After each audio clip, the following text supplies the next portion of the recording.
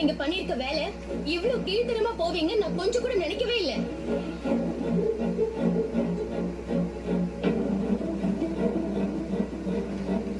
Sir பழைய வில்ல மாதிரி டைலாக்ல அடிச்சீங்க, பின்ன வாய் அடிச்சு போச்சா?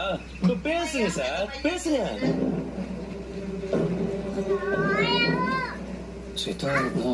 வேணாங்க, நீங்க எதுவும் பேச வேணாம். எப்படி இந்த மாதிரி பண்றதுக்கு உங்களுக்கு மனசு வந்துச்சு? உங்களை நம்பி என் மாமாவை நான் தப்பா நினைச்சிட்டேன்.